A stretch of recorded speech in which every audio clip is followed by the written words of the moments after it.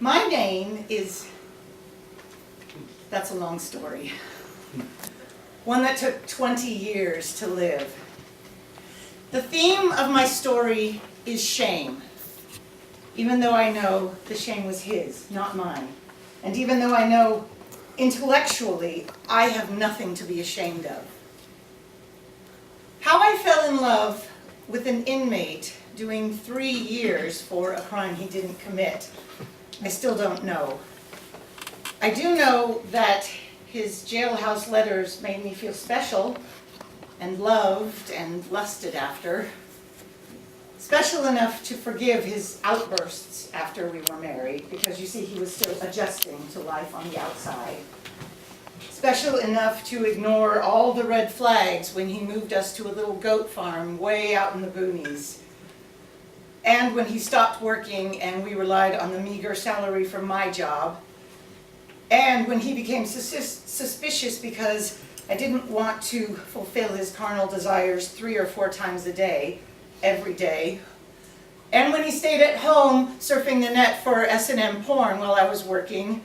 And when he became so convinced that I was cheating on him that he kept on me and kept on me and kept on me.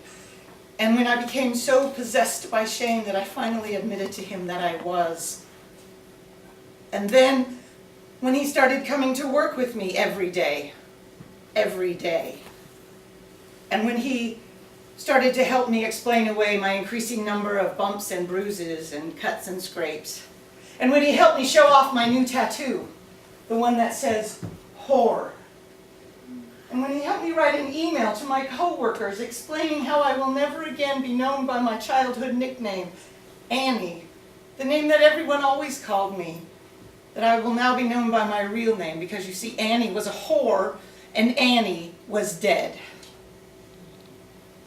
But it was still not enough to ease his pain. His pain. There was still more I had to do. I had to sacrifice 3 things for my sins, he said to me one day. 3 things. A foot, my face, and a finger. Then and only then could I begin to earn his love again, because then no one else would ever love me. The next day he said to me, stand right there. I did. Don't move. I didn't. As he pounded my foot with a hammer, and the bones cracked, and the tears streamed down, but no cries came out. I wouldn't let them. You still owe me 2. The next day, he said, stand right there. I did. Don't move. I didn't. As he pressed a burning hot metal spatula to my cheek, and the burning flesh stunk, and the tears streamed down, but still no cries came out, I would not let them. You still owe me 1. And the next day, only the words. You still owe me 1. And the next day, and the next, and the next, you still owe me 1. Until one day I could take no longer. Until one Jack and Coke filled night, I said, you stand right there. He did. And don't move. He didn't. And I went into our kitchen, and with my right hand I grabbed the biggest knife I could find, and when he came running in, I said, there's your finger, motherfucker! What are you gonna do to me now? And I cried, and I cried, and I cried out loud at last. And it got better for a while. He was so proud of me.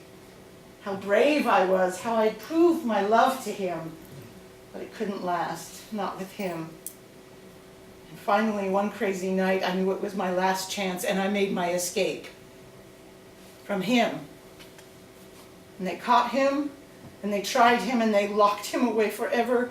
And now I am trying to make my escape from my shame and from myself as I was with him. I am trying to find the person that I am, the one I was before him and before I died. My name is, it's a long story. but you can call me Annie.